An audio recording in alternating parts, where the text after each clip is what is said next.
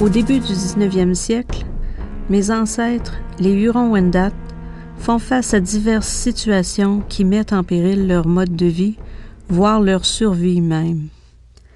Établis à Lorette, à quelques kilomètres au nord-ouest de Québec, les Hurons-Wendat se voient restreindre l'accès à leur territoire traditionnel de chasse par les habitants de Valcartier et des environs.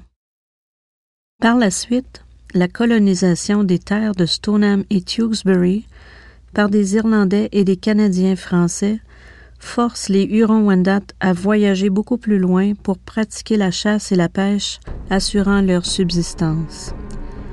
Mais les produits de l'agriculture, comme le maïs et les pommes de terre, ainsi que le gibier et le poisson, sont bien souvent insuffisants pour nourrir les nombreuses bouches de la communauté qui a connu une forte croissance démographique. S'ajoute plus tard à cela la création du parc des Laurentides et de clubs privés de chasse et de pêche qui restreignent davantage les activités traditionnelles du peuple.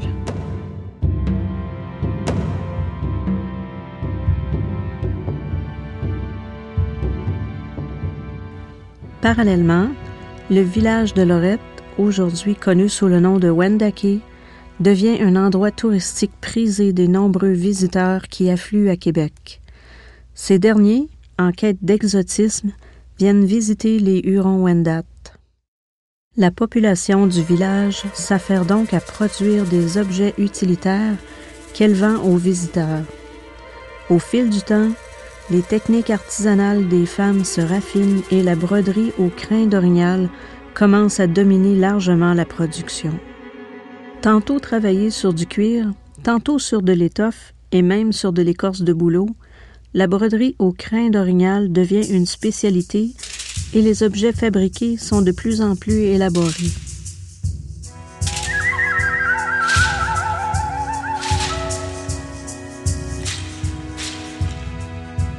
Vers la deuxième moitié du 19e siècle, grâce à l'esprit d'initiative et d'entrepreneurship de Marguerite Lawinonké-Vincent et de Paul Oudawaton-Picard, la production artisanale connaît un essor tel que les familles du village sont en mesure d'assurer leur subsistance.